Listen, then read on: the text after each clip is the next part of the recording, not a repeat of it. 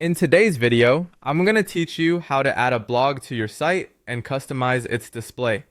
We'll start right inside your site editor. Look to the left side of the screen and find the option labeled Add Elements. Go ahead and click that. This opens the library of features you can place on your pages. From there, locate the blog option. Click Blog and then select Add to Site.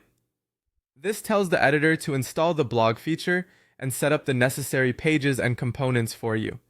Now this next part is all about patience. After you click Add to Site, the editor will begin loading the blog.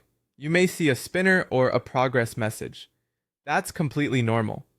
Just give it time to process. If it seems like nothing is happening, resist the urge to click around too much or refresh the page.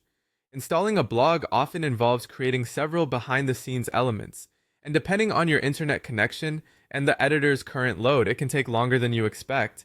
You might notice it appears to load once, pause, and then continue loading again. Keep waiting. It may take a little longer, and that's okay. Let it finish fully so everything installs correctly.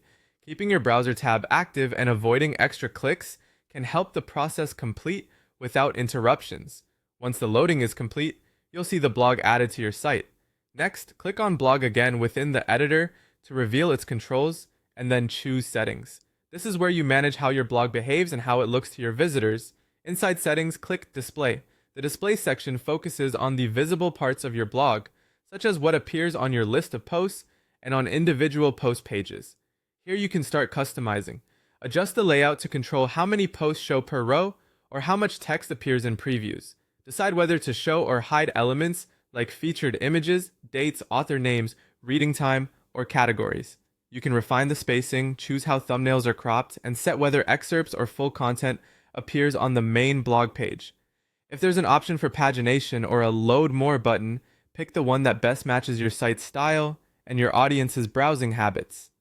As you make changes, keep an eye on the preview so you can see exactly how your blog will look.